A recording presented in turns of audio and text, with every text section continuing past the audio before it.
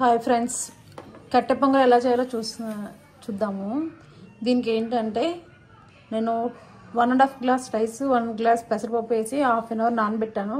మంచిగా వాష్ చేసేసి దానికి 1:3 రేషియో చొప్పున వాటర్ వేసాను. అంటే 2.5 వేసా కదా, 9 గ్లాసెస్ దాకా వాటర్ వేసాను. సో అది మనకి స్మూత్ కన్సిస్టెన్సీ ఉంది. టేస్ట్ సరిపోయేంత సాల్ట్ వేసేసి మనం విజిల్ పెట్టేసుకోవడమే. ఒక 3-4 విజిల్స్ రానివ్వాలి, మెత్తగా స్మూత్గా అయిపోవాలి. తర్వాత పోపు పెట్టుకోవడమే. ఇక్కడ పోపు కూడా ప్యూర్ గీతో కూడా, మొత్తం గీతో కూడా వేసుకోవచ్చు. నేను కొంచెం ఆయిల్ కొంచెం గీ వేసాను అంతే. ఇవ్వండి, ఇలా మనకు మెత్తగా అయిపోద్ది కదా. ఒకసారి స్మాష్ చేసుకోవడమే గెరిటితో. కొంచెం మనకు కావాలి ఇంకా కొంచెం లిక్విడ్ కూడా చేసుకోవచ్చు. సో అంటే 1:4 రేషియో వేస్తే ఇంకా కొంచెం జారుగా వస్తుంది. మనకు తినే కన్సిస్టెన్సీని బట్టి నేను ఇట్లా బాగుంటుందని ఇట్లా వేసాను. ఇట్లా మంచిగా ఒకసారి స్మూత్గా మ్యాష్ చేసుకొని ఈ స్టేజ్లో కూడా ఒకసారి చెక్ చేసుకోవచ్చు. సరిపోతే కొంచెం వేసుకోవచ్చు, ఎందుకంటే ముందే వేసాం కాబట్టి మోస్ట్లీ సరిపోద్ది. ఇంకేస్ సరిపోలేదు అనిపిస్తే ఇప్పుడు యాడ్ చేసుకోవచ్చు.